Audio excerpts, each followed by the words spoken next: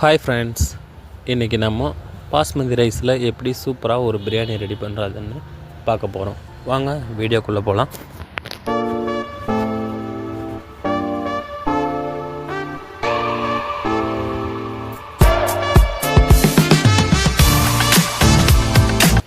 One KG basmati ரைஸை அரை மணி நேரம் நல்லா ஊற வச்சு எடுத்துக்கோங்க. குக்கரில் தேவையான அளவு ஆயில் எடுத்துகிட்டு ஆயிலே கொஞ்சமாக நெய் ஆட் பண்ணி ரெண்டையும் மிக்ஸ் பண்ணிக்கோங்க. அடுத்ததான் பிரியாணிக்கு தேவையான ஸ்பைசஸ் ஆட் பண்ணிக்கோங்க. ஸ்பைசஸ் என்னென்னன்றது பிக்சரில் கொடுத்துருக்கோம். ஆட் பண்ணி கொஞ்சமாக வதக்கிக்கோங்க.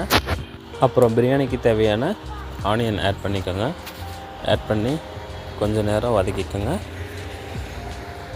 ஆனியன் நல்லா வதங்கணும். அடுத்ததான் 2 பச்சை மிளகா கட் பண்ணி ஆட் பண்ணிக்கோங்க. ஆட் பண்ணிட்டு அதுக்கப்புறமா தக்காளி ஆட் பண்ணிக்கோங்க. ஒரு தக்காளி அதுலேயும் பாதி பொடியாக கட் பண்ணி ஆட் பண்ணிக்கோங்க. ஆட் பண்ணி நல்லா வதங்க வச்சுருங்க. சால்ட் ஆட் பண்ணிக்கோங்க. ஆட் பண்ணி கொஞ்சம் நேரம் வதங்க விடுங்க. அடுத்ததாக கொஞ்சமாக கொத்தமல்லி, கொஞ்சமாக புதினா ஆட் பண்ணி நல்லா வதங்க விடுங்க. நல்லா வதங்கட்டும். அடுத்ததாக இஞ்சி பூண்டு பேஸ்ட்டு தேவையான அளவு ஆட் பண்ணி நல்லா வதங்க விடுங்க. நல்லா வதங்கினதுக்கப்புறம்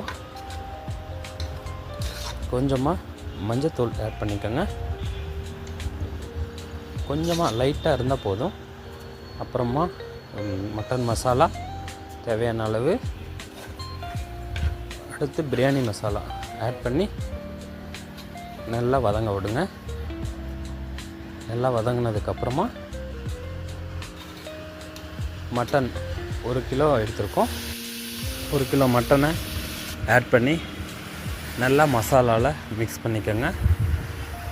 நல்லா மிக்ஸ் பண்ணி ஒரு 20 மினிட்ஸ் கொஞ்சம் கொஞ்சமாக தண்ணி ஆட் பண்ணி நல்லா வேக விடுங்க. மட்டன் நல்லா வேகணும்.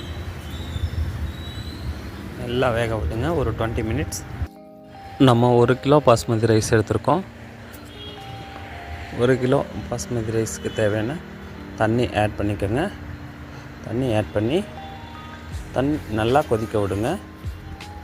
தண்ணி நல்லா கொதித்ததுக்கப்புறமா அரை மணி நேரம் ஊற வச்ச பாஸ்மதி ரைஸை ஆட் பண்ணிக்கலாம்.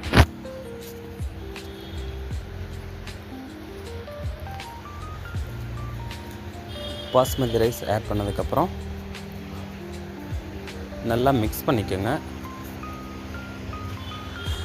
நல்லா மிக்ஸ் பண்ணிட்டு இந்த டயத்தில் சால்ட் எல்லாம் கரெக்டாக இருக்கான்னு செக் பண்ணிக்கோங்க. செக் பண்ணிட்டு சால்ட்டு கம்மியாக இருந்தால் ஆட் பண்ணிக்கோங்க. ஆட் பண்ணிட்டு கடைசியாக